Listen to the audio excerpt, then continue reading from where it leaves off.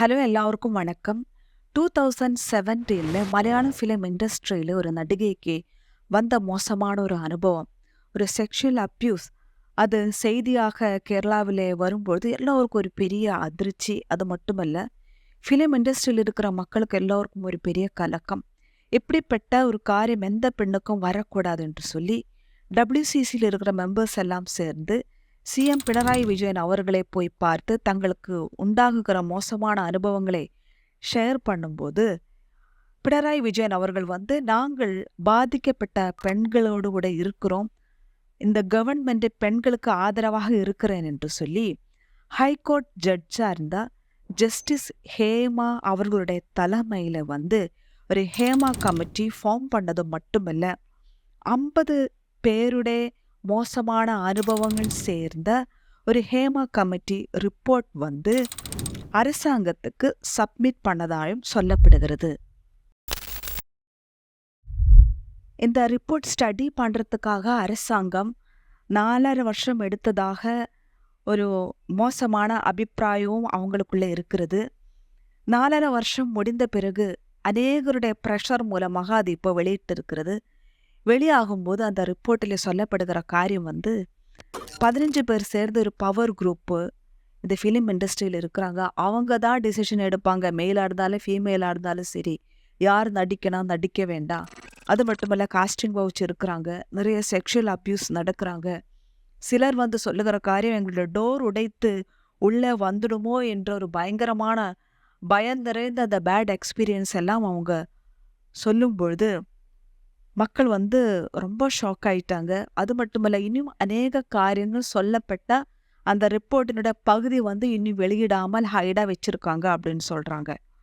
இந்த ரிப்போர்ட் வெளியே வந்ததும் அநேகருக்கு தங்களுக்கு நடந்த மோசமான அனுபவங்களை ஷேர் பண்ணும்படியாக ஒரு நல்ல பிளாட்ஃபார்மாக இது அமைந்தது. அதனால கொஞ்சம் வருஷங்களுக்கு முன்னாடியா இருந்தாலும் நிறைய பேர் தைரியமாக வெளியே சொல்ல ஆரம்பிச்சாங்க. அதில் அடிப்பட்ட பேர் ரஞ்சித், சித்திக், முகேஷ், ஜெயசூர்யா, பாபுராஜ், ரியாஸ் கான், இன்னும் சிலருடைய பேர்கள் கொண்டே இருக்கிறது. இப்போ மலையாளம் ஃபிலிம் அசோசியேஷன், அந்த சங்கத்தின் பேரு அம்மா. அம்மா சங்கத்தில் 17 மெம்பர்ஸ் இருக்கிறாங்க. அதில் பிரசிடென்ட் மோகன்லால். என்ன பண்ணியிருக்கிறாங்க, இந்த சங்கத்தில் இருக்கிற சிலருக்கு எதிராக இந்த குற்றச்சாட்டு வந்திருக்கிறது என்று சொல்லி அவங்க கூட்ட ராஜினாமா செய்து எல்லாரும் எஸ்கேப் ஆயிட்டாங்க அப்படின்னு ஃபிலிம் இண்டஸ்ட்ரியில் இருக்கிறவங்க சொல்கிறாங்க. ஏனென்று சொன்னால் அவங்க இந்த பிரச்சனையை ஃபேஸ் பண்ணவோ அவங்களோட அபிப்பிராயத்தை சொல்லவோ யாரும் முன் வரல. தார ராஜாக்கள் என்று சொல்லுகிற மம்முட்டியாக இருந்தாலும் சரி, மோகன்லாலாக இருந்தாலும் சரி, அவங்களுடைய சோஷியல் மீடியா எல்லாவற்றையும் க்ளோஸ் பண்ணி ஒரு வார்த்தை கூட அவங்க பேசாமல் இருக்கிறது இன்னும் ஒரு மோசமான சூழ்நிலைக்கு கொண்டு போகிறது.